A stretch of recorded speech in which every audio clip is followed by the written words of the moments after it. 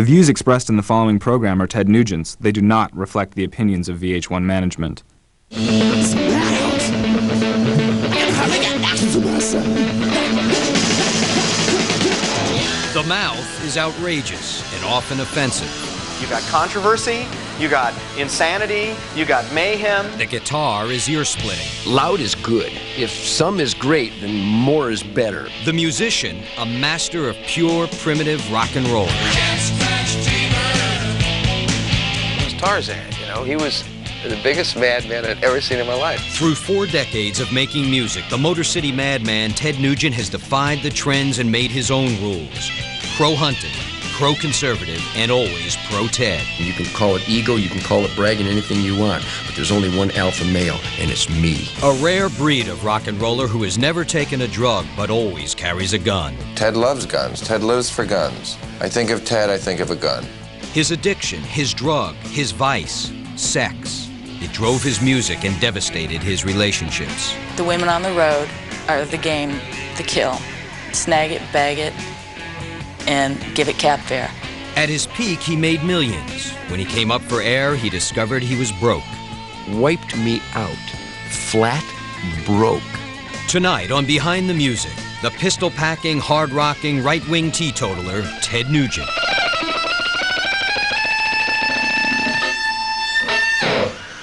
I'd like to see those disco-ass try that sometime.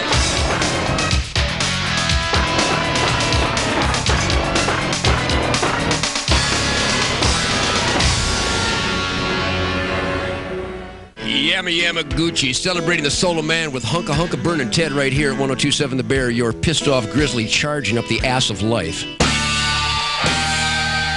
It's 6 a.m. in a remote radio studio in rural Michigan, and the Ted Offensive is underway. A daily assault of insults, abuse, and verbal savagery that's to the right of Rush and as hell-raising as Howard. Ted Nugent, full-time, not a damn thing you can do about it. Whoa! The face may be lined and the mane of hair turning gray, but the delivery is pure, raw, unmistakable Ted Nugent. If you're within earshot of the Detroit radio station that airs his show, prepare to be appalled, offended, and outraged. What's a feminist? Some fat pig who doesn't get it often enough? If you want to do the swan dive into some goat urine toxified peanut butter every night, be my guest. Just don't splash on me.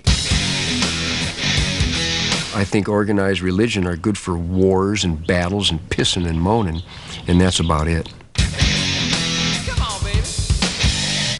Oh, I've got a permit, yeah. It's called the Second Amendment of the Constitution. You ever heard about right to keep and bear? What do you think that might mean?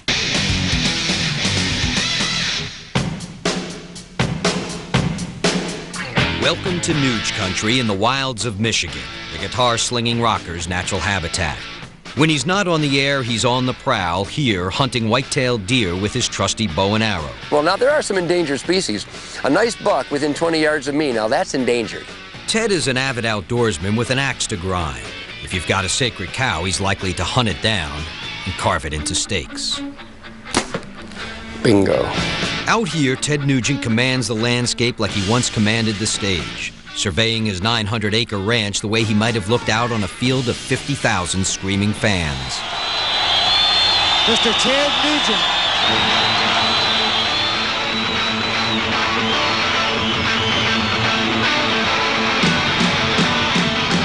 That no apologies, take no prisoners attitude is nothing new for Ted Nugent.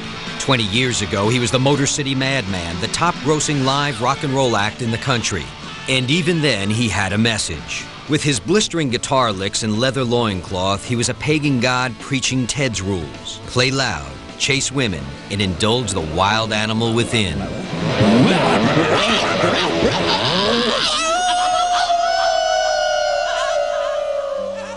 The Wild Man started as a wild child in the early 50s. Ted was raised in a modest home in suburban Detroit, the second oldest in a family with 3 boys and 1 girl.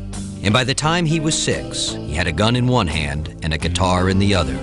It's not like I'm uncertain what I want to do with my life. I've been certain, luckily, since I was about 8 years old, and I've been pursuing that dream and expanding those horizons, and I'll continue to do so because I damn well please. Early on, he developed a quick wit, a sharp tongue, and a defiant personality, the best defenses in a household ruled with an iron fist by his one-time drill sergeant father. My dad was a disciplinarian. But you know what?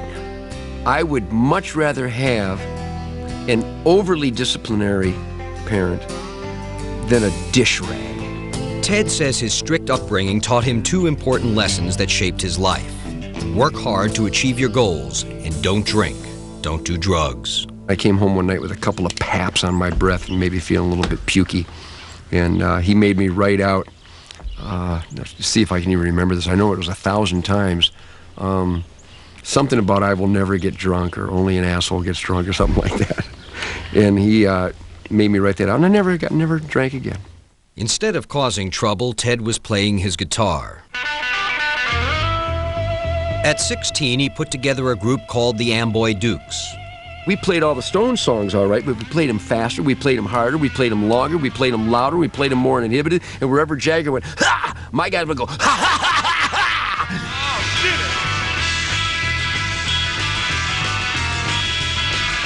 Soon the Amboy Dukes were playing their own songs, and 18-year-old Ted was polishing his warrior act, wearing a massive Indian headdress and dominating the stage. He had a wild reputation. Everybody went to see him with the Amboy Dukes because he was wild, he was crazy, he was uncontrollable. Doug Banker grew up watching the Amboy Dukes stun the crowds in Midwestern nightclubs. Many years later, he would become Ted's manager. And he was just the fastest guitar player, the fastest talker, the wildest guy on stage I'd ever seen. And people would see these noises coming off stage. You go, you gotta see this guy. This guy is the devil! It's the devil with the guitar! Don't get too close to him! And they wanted to get even closer. It was beautiful. Oh, I loved what I was doing. I didn't know what I was doing, but I sure loved it. The Amboy Dukes' big hit came in 1968 with Journey to the Center of the Mind, written by lead singer Steve Farmer. Leave your kids behind. Come with us and find the pleasures of a journey to the center of the mind. The song made obvious references to the effects of hallucinogenic drugs. There were opium pipes on the album cover, but Ted insists he had no clue what the song was all about. I've been criticized so many times because, oh yeah, sure, Ted, you didn't know that was about drugs. I hadn't the faintest idea. I thought Journey to the Center of Your Mind, well, that's a good idea. A person should always reflect. Even in the liberal 60s, Ted was a die-hard conservative. While the other kids were turning on, tuning in, and dropping out, Ted was as straight as an arrow and packing a pistol. And for not following the herd, he faced the constant ridicule of his fellow musicians, even his idol, Jimi Hendrix. He offered me a toke off his joint, and I went, no, man, not me. And he kind of snickered at me.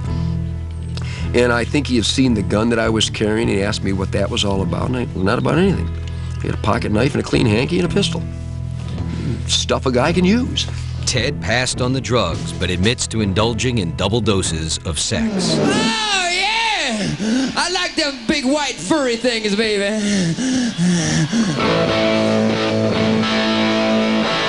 Of course, I like them little furry things, too. Everybody was doing opium and heroin and hashish, and they were a wreck. It was trying to, like, communicate with a bunch of brain-dead zombies. And I just found the prettiest girl in the place and split. By the time he was 21, Ted had 2 children by 2 different women. But he didn't marry the women or take custody of the children. I've heard guys say, well, the reason I got into rock and roll is to pick up women. Well, I didn't get into rock and roll to pick up women, but I adapted. But at 22, Ted met Sandra Janowski, the woman who, for a while, it seemed, might make him change his wild ways. I met this little girl, and I went, oh, my God, I couldn't get her out of my mind. Talking about love, hopeless love. They married in 1970, and soon Savage Ted Nugent was the picture of domesticity, with a wife and 2 young children, Sasha and Toby.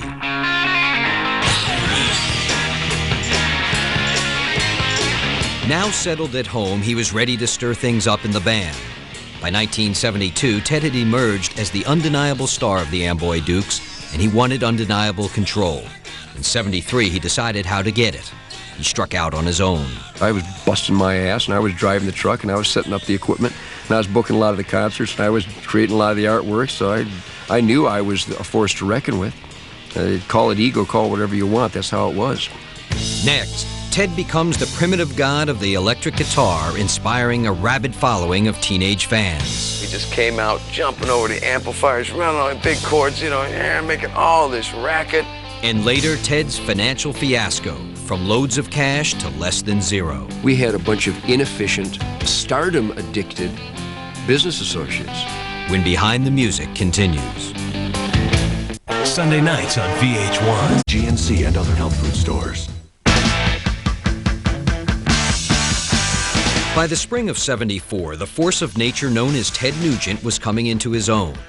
He was just 25 years old, and he and his young wife had 2 children. And Ted was starting a new band with a name that said it all. I decided to just call it Ted Nugent because I had specific musical statements to make and a few political statements within the structure of the lyrics. That it was definitely my vision.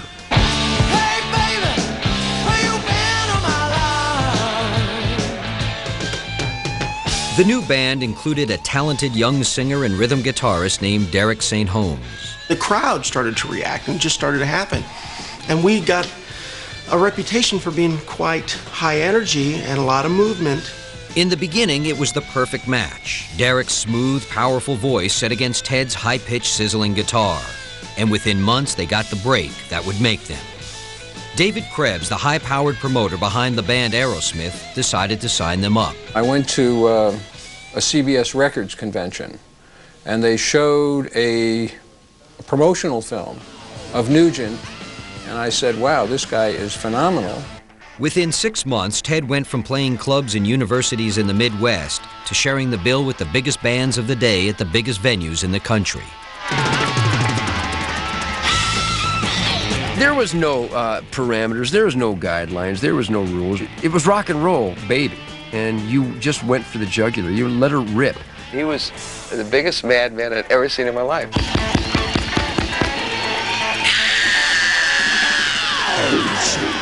It was 1975. Sammy Hagar was a young singer just starting his solo career. He remembers watching as Ted became a possessed demon on the stage, whipping his fans into a screaming frenzy. We just came out jumping over the amplifiers, running on big chords, you know, making all this racket, and then busted into a song. I thought, wow, man, this guy's like really good and obnoxious. The craziest things you can come up with are the best things. Flaming arrows are cool, loincloths are cool, ropes are cool, detonation devices too close to people's hair. Now that's cute.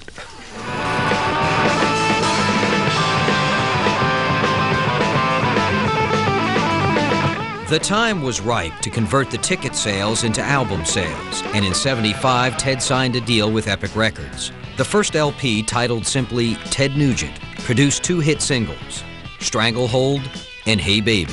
Hey baby, tell me why you hang around. Ain't got time for kissing, I'm too busy messing in this town. Derek St. Holmes sang 8 of 10 songs on the album, including the hits. But this was not a band of equals. This was the Ted Nugent Show. And Derek says Ted would never let him forget it. I couldn't blossom. I wasn't recognized for the singer. I was always treated as just one of the band guys. Even though Derek might have been singing Hey Baby, I was singing Motor City Madhouse and a bunch of other songs. And when you came to see a Ted Nugent concert, there was no question which the Ted Nugent guy was. I promise you that. Derek says the more he fought for recognition, the more he was pushed out of the limelight and literally out of the spotlight. It didn't really come up apparent until Madison Square Gardens. And we walked out and we started just what the doctor ordered, and everybody's looking at him, and the lights are all on him, and he's, in his prowess, and all of a sudden, the vocal starts. And slowly the guy puts a light on me.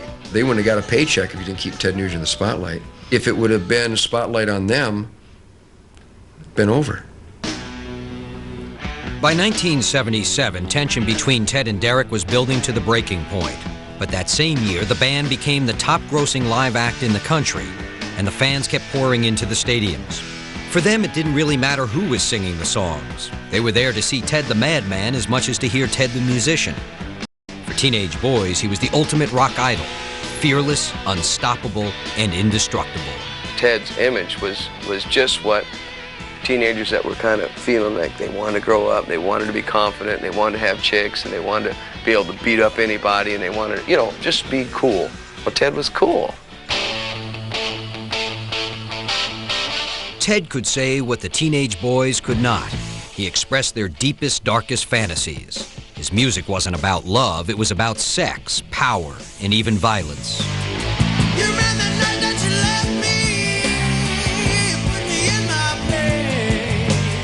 Remember the night that you left me, you put me in my place, so I got you in a stranglehold, baby, and I crushed your face.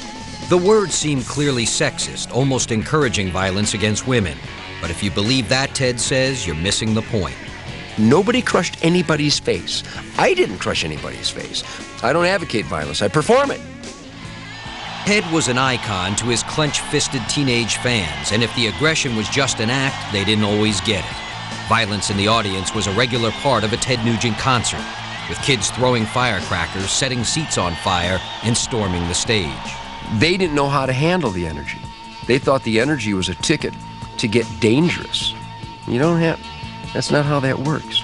The whole idea of energy is to harness it. Ted insists his shows weren't a call to violence, but a call to the wild. A rabble-rousing warrior chief he played on stage was just a rock and roll extension of the hunter he had always been off stage. There is nothing more extreme than sonic bombast rock and roll and the silence of the swamp. It's magic stuff, just mystical stuff.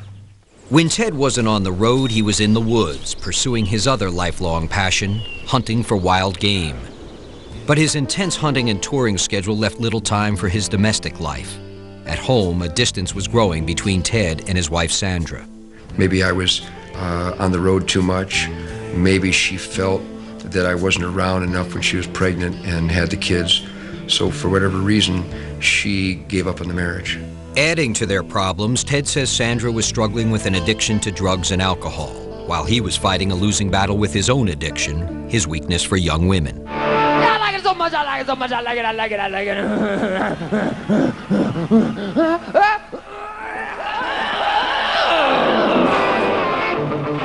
I was monogamous around the clock. Kinda.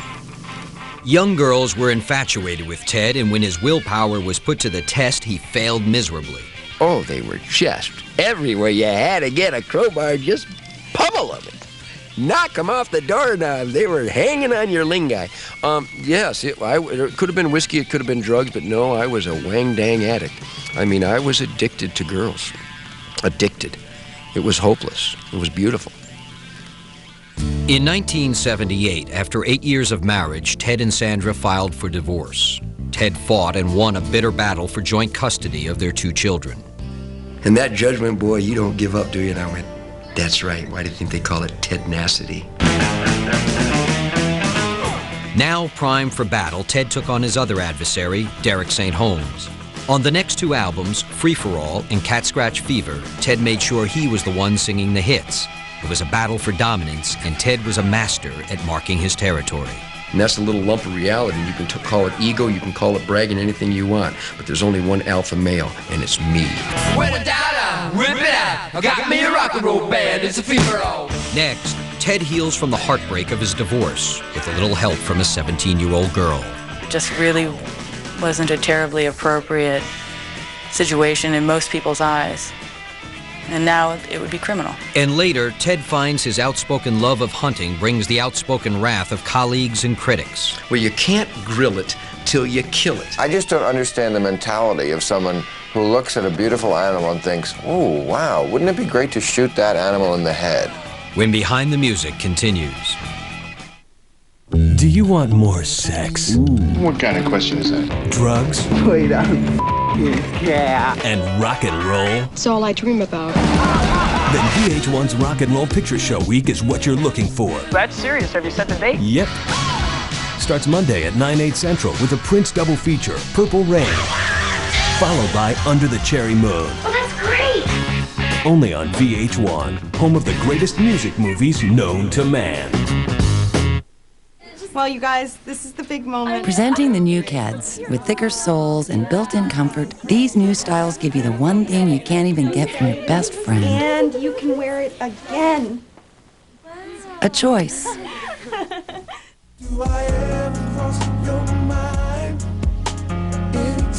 In stores now is Brian McKnight's latest CD titled Anytime. Anytime includes a variety of 12 smooth hits featuring You Should Be Mine and Anytime. Anytime. Available everywhere on Motown Records, CDs, and cassettes now. Available at all Sam Goody and Musicland locations. To demonstrate the unique construction of a Simmons Beauty Rest pocketed coil. I wonder what would happen on our mattress.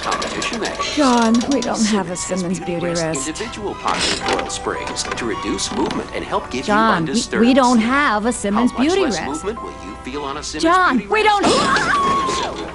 Only Simmons has the Do Not Disturb mattress. Katie?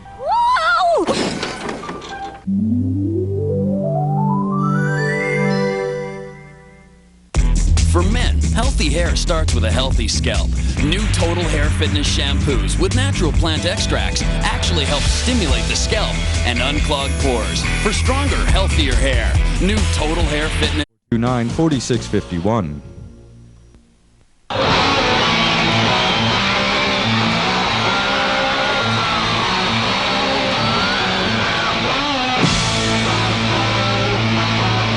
In 1978, Ted Nugent was at the peak of his career. He was one of the biggest names in rock and roll. Fans packed arenas and stadiums around the country. But this master of control was about to lose control in almost every area of his life.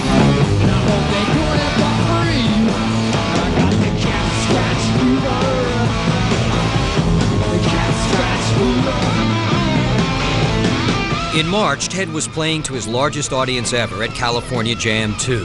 250,000 fans screamed and cheered for Ted and the band. But the band and Ted were barely on speaking terms. There was so much animosity built up. You know, if we talked, it was throwing words at each other. Ted and his singer, Derek St. Holmes, had gone through 4 years of dueling, posturing, and battling for power. But there was no question who would emerge the victor. I will never give up my vision for someone else's desires. Call that greedy, call it whatever you want, but I'm going to die someday, and I don't want to miss out because the guy who was not a lead dog was given a shot, because they were given shots, and it was the worst thing that could have happened in my career. The day after California Jam, Derek quit, and the bass player, Rob Grange, followed close behind. The group that had helped make Ted Nugent a star was gone. People wonder why it went away in '79. It's because we weren't there. And without the same 4 cards, you don't have the same hand anymore, and you can't play the game the same. The bottom line was that Nugent's biggest selling records, I think, were with Derek in his whole career. But in true Nugent fashion, Ted forged ahead. Within a month, he'd hired singer Charlie Hune to replace Derek and went right back on the road. He also got right back into romance. Soon after his divorce, Ted found a new love, a young girl from Hawaii named Pele Massa. She was like a dream, a fantasy, exotic dream of mine to meet her. Ted was 30 years old, Pele just 17. I was underage, and even back in the wild 70s, it just really wasn't a terribly appropriate situation in most people's eyes. And now it would be criminal. Ted admits to a number of liaisons with underage girls, and while it may have raised eyebrows, it never raised the interest of local authorities. Ted charmed the girls' parents right along with his teenage lovers, and in the case of Pele, her mother signed papers making Ted her legal guardian. I got the stamp of approval of their parents, because they figured better Ted Nugent than some drug-infested punk in high school. Pele says she discovered a tender side to tough guy Ted that his fans wouldn't have ever imagined. Romantic, sweet, soft. He held all the qualities that you would want in your man when you think of romance. He wrote the kind of love songs for her only Ted Nugent could invent, with titles like Wango Tango and Little Miss Dangerous.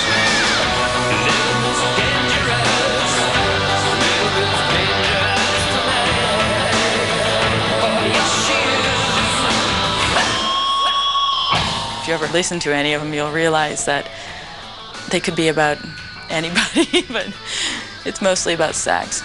For many, songs about sex, women, and more sex were beginning to wear thin. Critics saw Ted's Tarzan routine as a cartoon. To them, Ted the Caveman was beginning to look like a cultural Neanderthal. I guess I just got to realize I just never get to eat all that out there. Instead of listening to his guitar, they heard his mouth. And they didn't like a lot of the times his kind of arrogant macho attitudes. If he was talking so loud about all this stuff, how could they hear his guitar? How could they hear his music? I'm a mouth, you know. I just say what comes spewing forth. If you don't have a sense of humor, you'll hurt yourself getting angry at me. Ted refused to tone down his message or turn down his music. And with the exception of longtime, die-hard fans, the public just stopped paying attention. It's like too much of a character to where not subtle enough to where you get it the first time, and the second time you're loving it, and the third time you're saying, oh, I kind of saw it before, and after that, you're kind of over it. But Ted was about to get news that was far worse than his declining popularity. News that he's never before made public. In 1980, after years of earning millions from concert tours and record sales, he discovered he was broke. He had a net worth of minus $300,000, and he was probably 30 to 60 days away from losing his home, losing his Bronco, his guitars, every personal possession he had. He was person on the hook for everything. Wiped me out. Wiped me out. Flat broke. For 3 years, while he was on the road playing to sold-out stadiums, Ted says he imagined the money pouring in, when in fact, it was going straight down the drain. We had a bunch of inefficient, power-addicted, stardom-addicted business associates that could give a rat's ass about the source of the income, and the source of the income was me. Ted says the only luxuries he allowed himself were fancy cars and loud guitars. While I'm flying coach, you know, making tens of millions of dollars a month, and saving all my money, living in a little one-bathroom home, they're out, you know, chartering planes and flying first class to buy Clydesdales for me. I mean, it was just pathetic. The investments were high-risk ventures, things like mink farms and a herd of Clydesdale horses, and they all went belly up. I don't know who wins the Gomer Award, me being stupid enough to believe them, or them being so childish as to think that that's how you did it. In 1980, Ted Nugent was back at square one, forced to rebuild a career at the age of 32 in a field more suited to teenagers.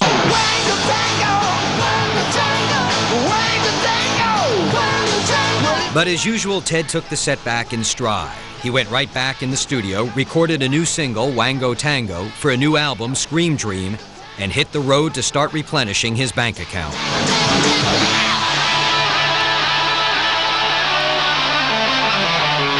You got a Wango Tango, baby!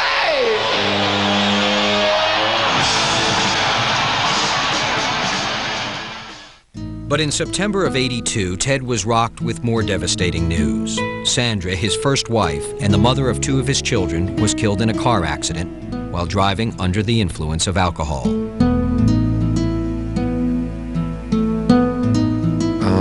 And it was a tragedy. It was a human tragedy. When Sandra died, their son Toby was just 6 years old. Sasha was only 8. I woke up in the middle of the night, I had a dream, and I was crying, and I was yelling for her. And she didn't come. My dad came in the room, and he was crying, and I was crying, and he told me what happened. It represented everything that I hated in life. And the writing was on the wall. 1 + 1 = 2. Drugs and alcohol equal death. Next. Coming up, Ted the Hunter finds himself in the crosshairs as a target of death threats. These animal rights people, they're just terrorists. They're lunatic fringe. And at the age of 42, he records the biggest selling single of his career.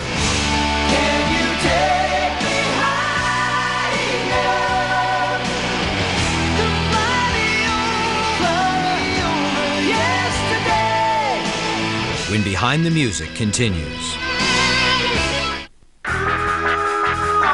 The King of Pain. Rush delivery available. In 1982, Ted Nugent faced serious changes in his life. The sudden death of his ex-wife forced him to curb his work schedule while he cared for his children. At the same time, risky investments had left him nearly bankrupt. But Ted never doubted he'd resume his position as a top dog in rock and roll. I was still Ted Nugent. Instead, he cleaned house. He fired his financial advisor and parted ways with David Krebs, the manager who helped make him a superstar. As Ted's star was falling, he says he needed more attention than Krebs could give him. David Krebs just answered the phone. He never made a musical recommendation, never made a logistical recommendation, never made a human recommendation. If I were a one-act manager, maybe I could have controlled that better. But if you're with a bigger management company, you pay the price for how much personal attention can one person give. Ted hired his old friend Doug Banker as his new manager and prepared for a fresh start. He produced his next album himself. Again, the title, Nugent, said it all. What I did is I applied these extreme attitudes to a production concept and decided to hire the best producer in the world. Have you met my new producer? How you doing?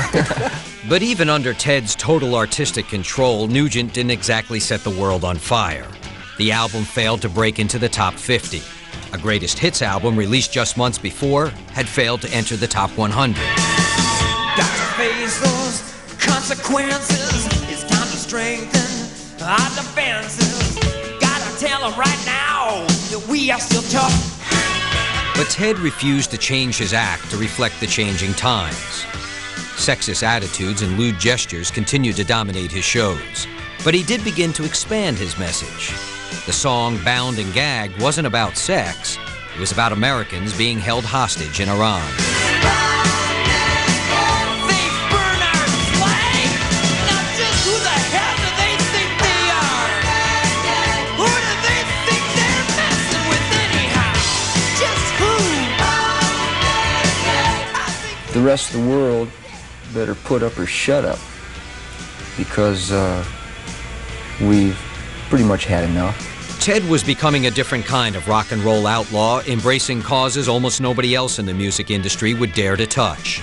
He was proudly and openly a right-wing conservative, pro-guns, pro-hunting, and pro-law enforcement. He even became a deputy sheriff. When it really gets savage, when it really gets dangerous out there, there's a red phone that rings downtown. It's the Ted phone. And when things get really violent, real scary, they go, this is a job for the rock and roll cop.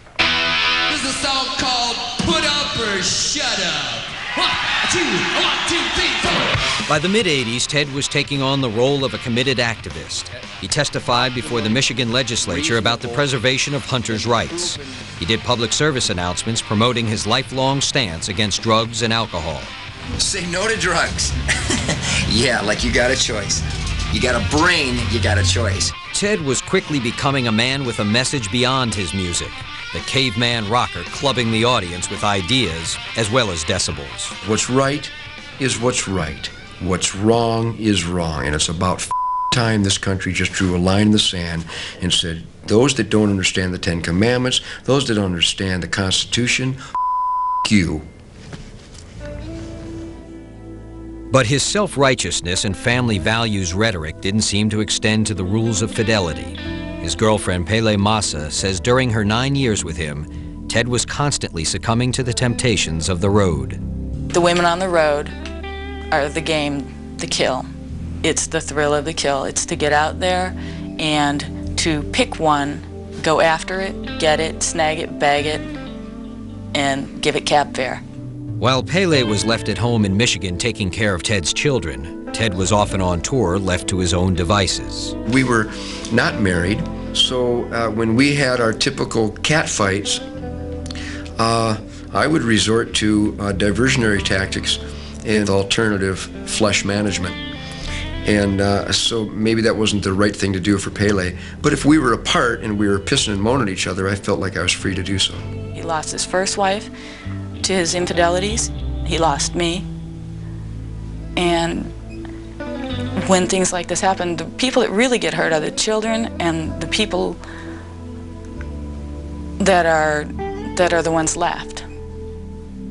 Finally, in the summer of '88, Pele's patience had worn out. She left Ted and the children, who for nearly a decade she'd been raising as her own. She definitely was a big part of raising Toby and I. She's like my mom. Yeah, she's very special. He didn't consider me or the children or the consequences, obviously.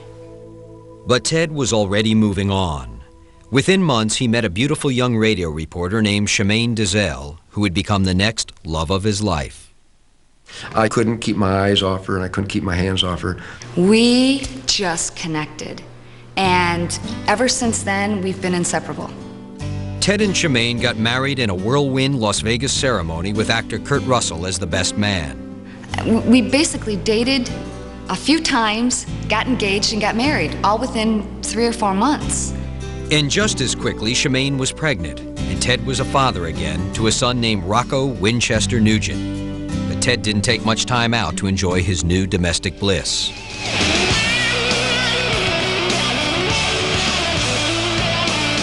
In 1989, he formed a new band called Damn Yankees with 2 well-established singer-guitarists, Tommy Shaw of Styx and Jack Blades of Night Ranger. For the first time in his life, he seemed ready to share the spotlight. I listen to people's ideas, but they're gonna have to beat me in the argument. They're gonna have to win the intellectual argument. I mean, you're gonna tell Ted you don't like his idea? Because that can be you. You know what I mean? Well, it was me. You know what I mean? So, but it was easy for me because I didn't care, you know? And that's kind of the relationship that Ted and I hit off with. Can you take me high enough to fly me over yesterday? In 1991, their second single, High Enough, went to number 3 on the charts, making it the biggest hit of Ted Nugent's entire career. He was on his way back from the devastating financial losses of the early 80s.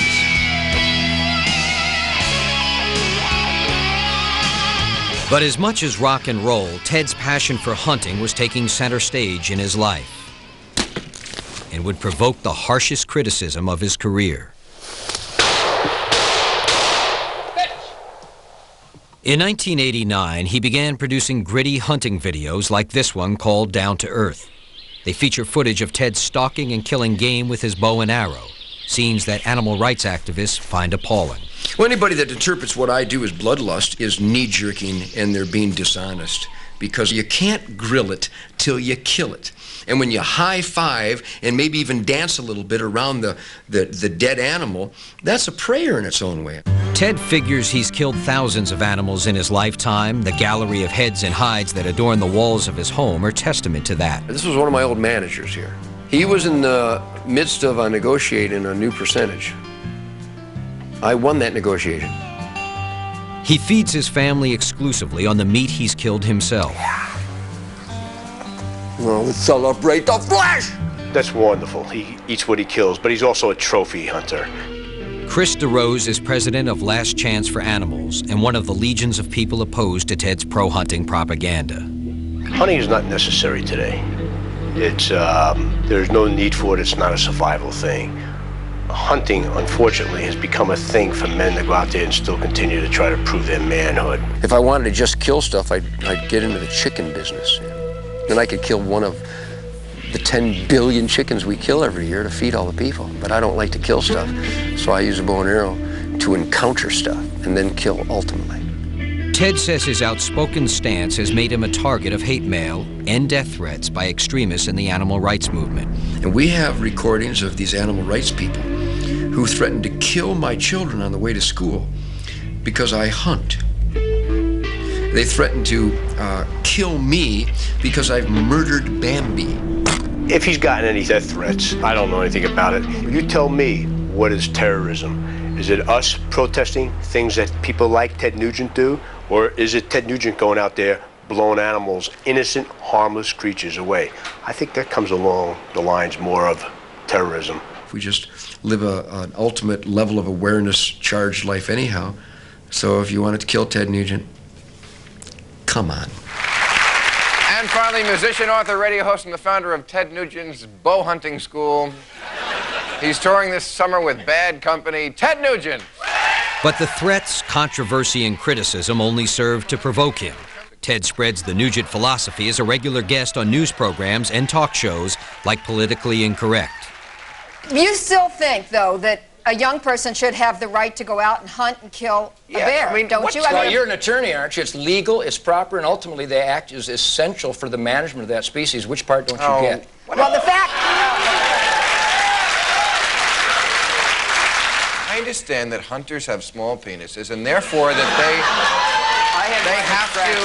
have to kill litigated something away one to time. compensate for having the small penis, and I feel bad for them. I can't relate to it, but I understand the need to compensate for having the small penis by killing a big animal. I'm conservative on many issues, but he's my idea of, you know, the kind of person who gives conservatism a bad name because he's very radical.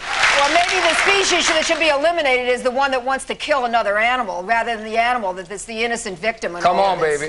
For Ted, a disagreement is just an invitation for a fight and the inspiration for another song. I heard it all before, and I ain't gonna take no more.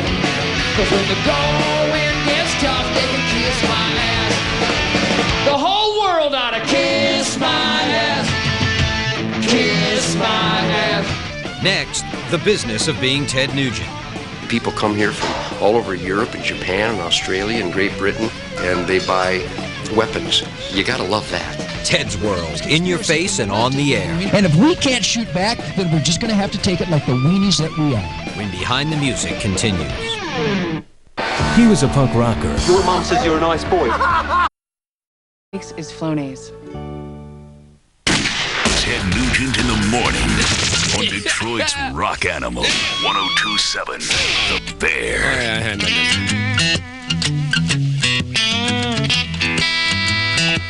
My baby. Since December of '96, Ted Nugent has spent each weekday morning from 6 to 10 hunched over a microphone on his Michigan ranch, preaching the gospel according to Ted, playing the guitar, and rapping about the old days with friends like Derek St. Holmes. They patched things up years ago. Hey, baby, jump in the back of my Ford. I'm gonna kiss and hug you, baby, gonna steal your heart. But whether it's radio, rock and roll, or hunting, his major occupation these days is the business of being Ted. Headquarters is Ted Nugent USA in Jackson, Michigan, a one-stop shopping emporium for all things Nugent and for all the hunter's needs. People come here from all over Europe and Japan and Australia and Great Britain, and they buy weapons. You gotta love that. He's a one-man hunting promotional machine.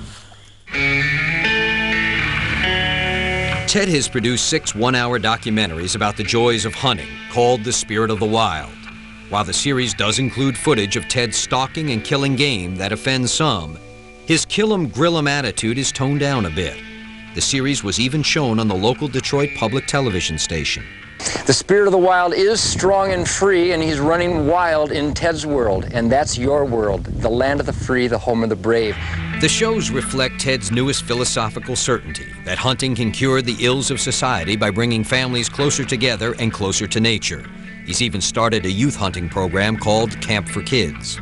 Wherever you find a graduate of the Ted Nugent Camp for Kids, you will not find any gangs, you will not find any substance abuse, and they won't be worried about which nipple to pierce this week because they get high on a dynamo hummage that ain't available downtown. But for Ted, hunting equals family, and he portrays himself as the ultimate family man. The one-time self-described sex addict was appointed to an International Council on Family Values. He's also campaigned for conservative candidates like Bob Dole. And he says since the day he met Shemaine, he's been happily monogamous. All my energy and all my 49 years of accumulated experience goes to being the ultimate hub for Shemaine. You really have to have a lot of trust, and Ted and I really have an incredible relationship. We really are soulmates. Ted doesn't tour much anymore, but the Motor City Madman is still playing the bad boy, shooting his flaming arrows indoors.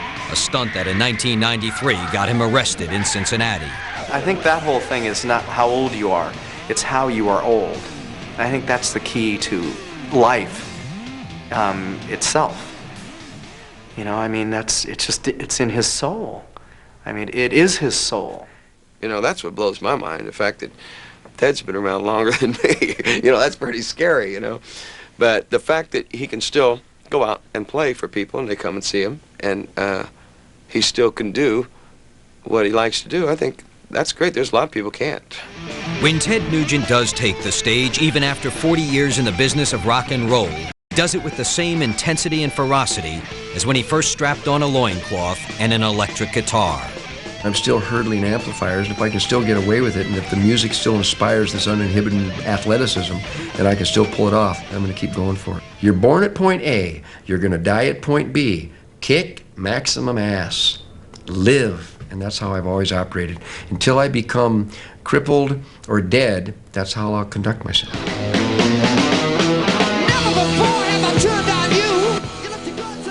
There's only one thing we really want you to remember. Sunday nights on VH1, you get the stories behind the music. Tomorrow, starting at 7, 6 Central, it's Counting Crows Storytellers, The Doors Legends, and Joe Cocker Behind the Music. Sunday nights, get the stories behind the music, only on VH1. Baby!